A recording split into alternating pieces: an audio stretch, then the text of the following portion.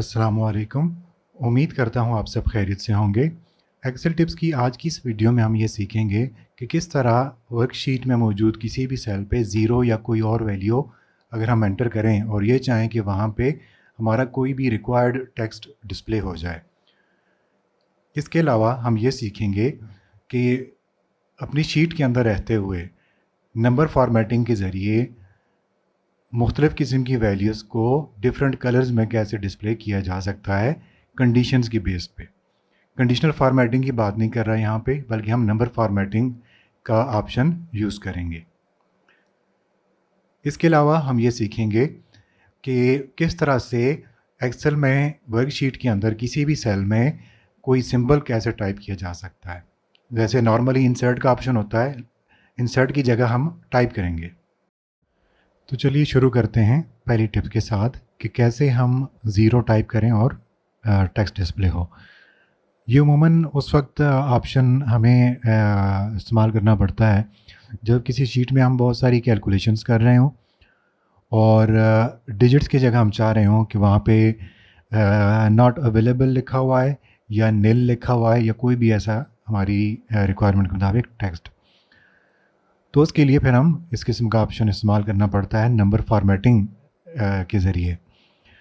तो जैसे मैंने अभी इस्तेमाल कर चुका हूँ, अब देखते हैं कि ये एक्चुअली इस्तेमाल कैसे होता है। यहाँ पे मैंने राइट क्लिक किया, फॉर्मेट सेल्स के अंदर नंबर टैब के अंदर कस्टम के ऑप्शन को सेलेक्ट करके तो मैंने टाइप डिफ़ाइन करनी है। ब्रैकेट से स्टार्ट किया, इक्वल्स टू का साइन, इसके बाद ज़ीरो, ब्रैकेट को क्लोज़ किया, डबल कोटेशन, फिर उसके बाद कोई भी टेक्स्ट, जैसे यहाँ पे मैं नॉट अवेलेबल लिखना चाहता हूँ और डबल कोटेशन क्लोज़ कर दिया, ओके किया। तो अब यहाँ पे मैं ज़ीरो टाइप करूँगा तो उसकी जगह पे नॉट अवेलेबल लिखा हुआ आ गया। अब जिस सेल पे नंबर फॉर्मेटिंग के ज़रिए उसको सेट किया गया था, तो यहाँ पे फार्मूला आपको एरर नहीं देगा, जैसे कि आप अभी आपने देख भी लिया। तो ये फैसिलिटी बहुत ज़्यादा फ़ायदेमंद साबित होती है जब कहीं पे आप इस किस्म की रिक्वायरमेंट को पूरा करना चाहें। तो ये बहुत अच्छे तरीके से आपकी एक्सेल की वर्कशीट्स मेंटेन भी रहती हैं और कोई भी लोकेशन आप जैसे अपनी मर्ज़ी से चाहें उसको डिफ़ाइन भी कर सकते हैं और आपकी वो वैल्यूज़ जो हैं उस फार्मूला को इफ़ेक्ट भी नहीं करेंगी।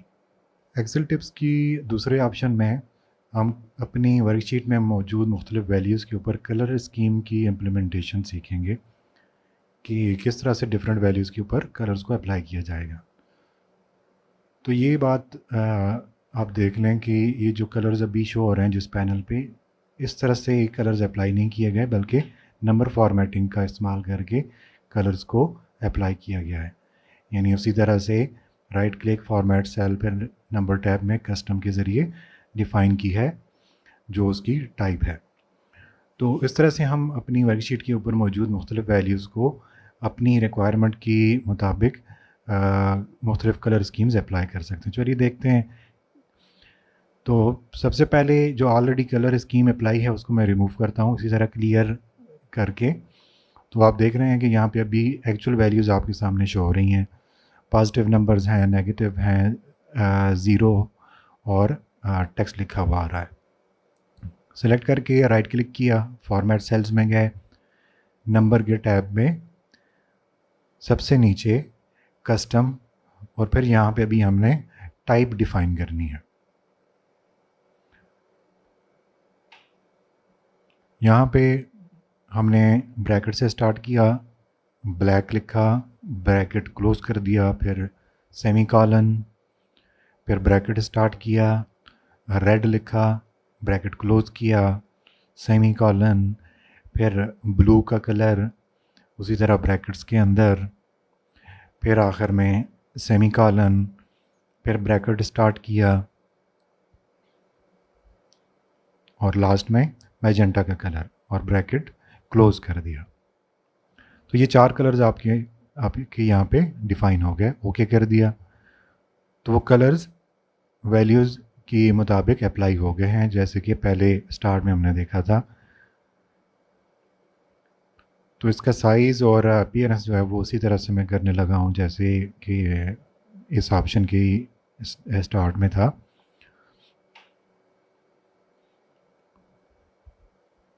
तो ये ऑप्शन होता है नंबर फॉर्मेटिंग का, जिसके ज़रिए से हम अपनी वैल्यूज़ को अपनी कंडीशन के मुताबिक उनके ऊपर कलर स्कीम इम्प्लीमेंट करते हैं। जैसे पॉजिटिव नंबर्स हैं तो वो ब्लैक में आ गए, नेगेटिव हैं तो रेड में, ज़ीरो ब्लू में, और टेक्स्ट मैजेंटा कलर में। तो यहाँ पे आप देख रहे होंगे 1 पॉजिटिव नंबर है ऊपर एड्रेस बार के पे, और ये 1 रेड कलर में एड्रेस बार पे -1। तो जितने भी रेड कलर्स में नंबर्स आ रहे हैं ये सारे नेगेटिव नंबर्स हैं। फिर ज़ीरो लिखा तो ये उसी कंडीशन के मुताबिक ब्लू कलर में आ गया। टेक्स्ट एक्सेल लिखा तो वो मैजेंटा कलर में आ गया।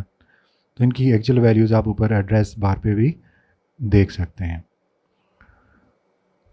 सिर्फ आप जो बेसिक कंडीशन है जिसके ज़रिए से अभी हमारे पास ये रिज़ल्ट आया, तो इसके अलावा भी कई उस कंडीशन को हम चेंज कर सकते हैं अपनी रिक्वायरमेंट के हिसाब से, तो वो भी देखेंगे डिटेल में।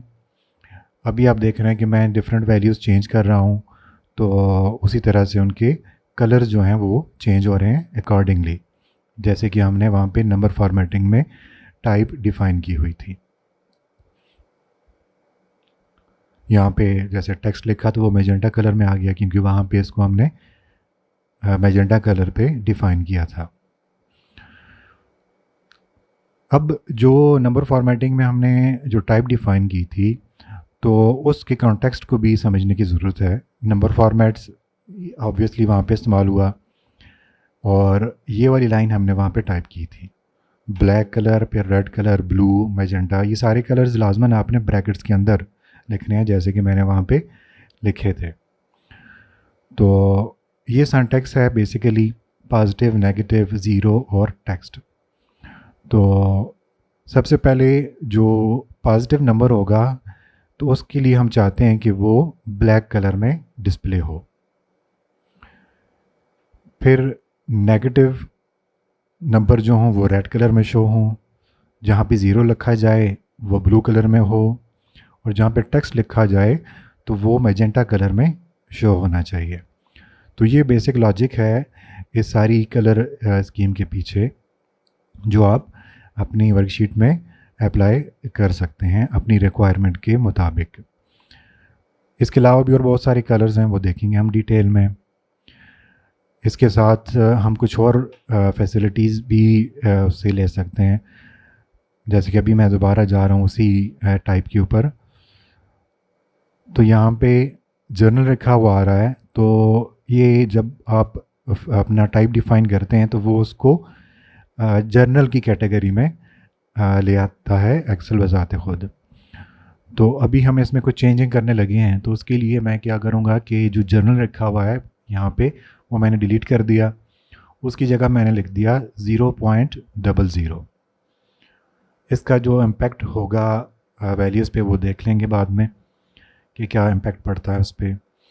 अब जो रेड कलर है वो ज़ाहिर नेगेटिव नंबर्स के साथ है, तो यहाँ पे भी वैसे ही मैं जर्नल जो लिखा हुआ उसको डिलीट कर दिया मैंने। तो यहाँ पे मैं पैरेंथेसिस के अंदर 0.00 मैंने लिख दिया।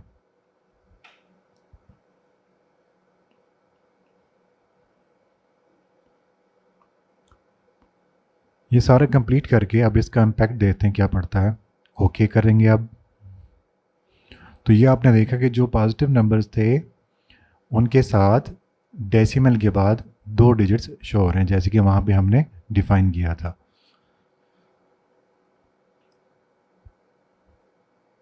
और जो नेगेटिव नंबर्स हैं वहाँ पे हमने जो पैरेंथेसिस का इस्तेमाल किया था कि वो उनके दरमियान में लिखे हुए डिस्प्ले हों।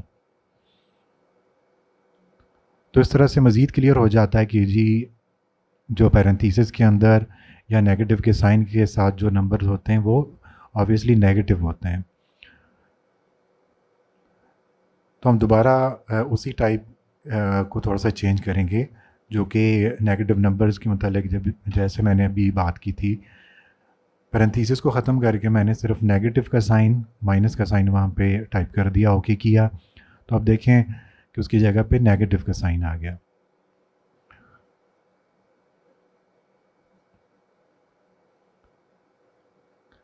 अब यहाँ पे हमने बेसिकली 4 कलर्स यूज़ किए थे, ब्लैक, रेड, ब्लू और मैजेंटा।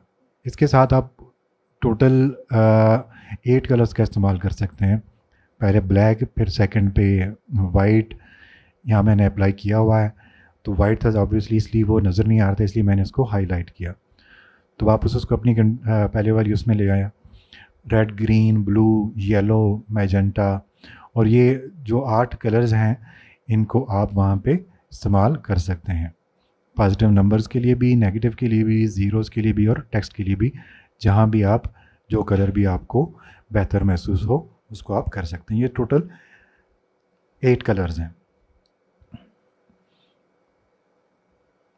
लेकिन ये जो बेसिक 8 कलर्स हैं यहाँ पे, इसके अलावा भी ज़ाहिर है कई कलर्स होते हैं जो हम मुख्तलिफ़ जगहों पे एक्सेल के अंदर इस्तेमाल कर रहे होते हैं। तो उसको भी हम देखेंगे कि उनके लिए हम क्या कर सकते हैं। इसके साथ साथ जैसे अभी तक टाइप में हमने ब्लैक, रेड इट्सेल्फ जो कलर के नेम्स हैं वो लिखे थे, उसकी जगह आप कलर के कोड भी लिख सकते हैं। जैसे ब्लैक के लिए आप कलर 1 लिख सकते हैं, और मैजेंटा के लिए आप कलर 7 लिख सकते हैं। इस तरह बाकी कलर्स का जैसे मैंने यहाँ पे लिखा हुआ है तो वो आप उस तरह से उसको कर सकते हैं। राइट क्लिक किया, फॉर्मेट सेल्स में गए, तो अब ये जो कलर कोड्स थे अब इनको यहाँ पे हम इस्तेमाल करेंगे। उसी तरह वहाँ पे टाइप के अंदर जो ब्लैक लिखा हुआ है इसको मैं डिलीट कर दूँगा। तो इसका जो कोड है 1, कलर 1 मैंने लिख दिया। फिर रेड का जो कोड है वो कलर 3 है, यहाँ पे कलर 3 लिख दिया मैंने। फिर ब्लू का जो कोड है वो लिख दें यहाँ पे, कलर 5।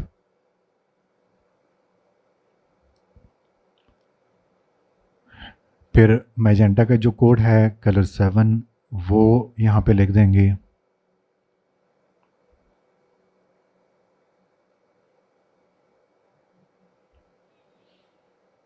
ये टाइप हो गया डिफ़ाइन, ओके किया, तो कलर्स उसी तरह से मौजूद हैं। तो दोनों ऑप्शन इस्तेमाल किए जा सकते हैं, चाहे आप कलर के नेम्स लिखें, चाहे उनके जो कोड्स मैंने यहाँ पे लिखे हुए हैं आप उन कोड्स का भी इस्तेमाल कर सकते हैं। इन बेसिक कलर्स के अलावा और भी बहुत सारे कलर्स होते हैं, उनको भी आप यूज़ कर सकते हैं। तो ये जैसे कलर के कोड्स इस्तेमाल किए यहाँ पे 1 से लेके 8 तक, तो इस रेंज को आप 56 तक लेके जा सकते हैं। यानी कलर 8 के बाद 9, 10, 11, 12, 13 अप टू 56 आप को यूज़ कर सकते हैं। तो चलिए देखते हैं इनको जो कोड्स हैं इस्तेमाल करके। उसी तरह से फॉर्मेट सेल के अंदर वही वाली टाइप ऑटोमेटिकली जिस रेंज पे वो टाइप डिफ़ाइन हुई होती है, जब आप राइट क्लिक करके फॉर्मेट सेल्स में आते हैं तो वही वाली टाइप आपके सामने आती है। तो उसको हम एडिट करेंगे। कलर 8 जो था उसको जो कलर 1 था ब्लैक, उसको मैंने कलर 9 किया, तो उसका आप इम्पैक्ट दे सकते हैं।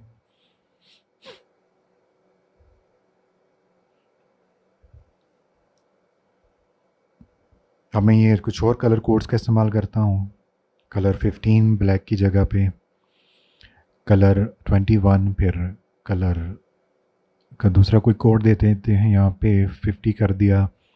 फिर कलर 7 को कर देते हैं 47, ओके कर दिया। तो अब ये आप देखेंगे ये जो कलर चेंज हो गए हैं उसी टाइप के मुताबिक जो हमने अभी डिफ़ाइन की। तो इन 56 कलर्स में से आप मुख्तलिफ़ किस्म के जो कलर्स हैं वो कोई भी आप अपनी इस टाइप में यूज़ कर सकते हैं। अच्छा, इसके बाद अब हम देखेंगे एक्सेल टिप्स की वीडियो का जो तीसरा ऑप्शन है, यानी सिंबल्स का। उमूमी तौर पे ये सिंबल्स जो हैं ये इंसर्ट किए जाते हैं, लेकिन हम देखेंगे कि इनको टाइप कैसे किया जा सकता है। तो ये भी एक अच्छा तरीका होता है। मुख्तलिफ़ लोकेशंस पे हमें ज़रूरत पड़ती है इनकी ड्रा करने के बजाय या इंसर्ट करने के बजाय हमें टाइप करने की ज़रूरत पड़ती है। तो उसके लिए हम क्या करते हैं कि कीबोर्ड्स पे जो आल्ट की होती है उसका हम इस्तेमाल करते हैं, और उसके साथ कीबोर्ड के ऊपर न्यूमेरिक पैड का इस्तेमाल हम करते हैं। तो इसके लिए आप ये लाजमन देखिएगा कि न्यूमेरिक पैड ऑन होना चाहिए, क्योंकि आल्ट की को प्रेस किए हुए हम न्यूमेरिक पैड के ऊपर मौजूद नंबर्स को इस्तेमाल करेंगे इन सिंबल्स को किसी भी सेल में टाइप करने के लिए। तो अभी जैसे ये सिंबल्स हैं सामने, इनके ये कोड्स हैं जो मैंने यहाँ पे लिख दिए थे। तो ये अब हम ट्राई करते हैं वन बाय वन, जैसे मैंने अभी बात की थी कि आल्ट की के साथ। तो इनके सामने ही मैं सेल को एक्टिव करके, तो आल्ट की प्रेस की हुई है, 2 4 मैंने प्रेस किया, छोड़ दिया और एंटर किया।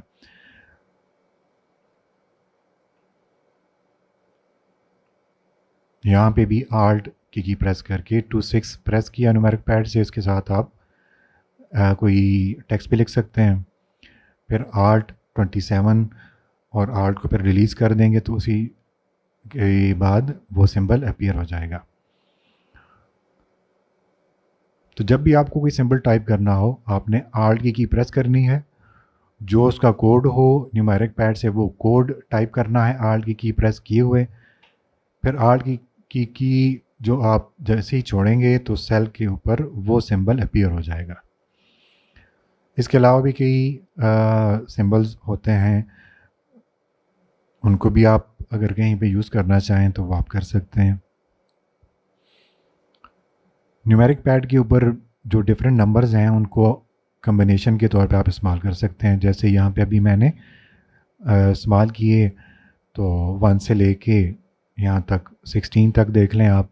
तो ये सारे जो नंबर्स हैं, सिंबल्स हैं, ये 1 से लेके 16 तक के न्यूमेरिक कीपैड के ऊपर मौजूद नंबर्स को इस्तेमाल करके मैंने टाइप किए थे। इन सिंबल्स को के साइज़ को आप चेंज कर सकते हैं। इनका जो टेक्स्ट स्टाइल जो हम इस्तेमाल करते होते हैं अपने टेक्स्ट के लिए, उस ऑप्शन को भी इस्तेमाल किया जा सकता है। जो भी आपकी रिक्वायरमेंट हो उसके हिसाब से आप इनको एडजस्ट कर सकते हैं।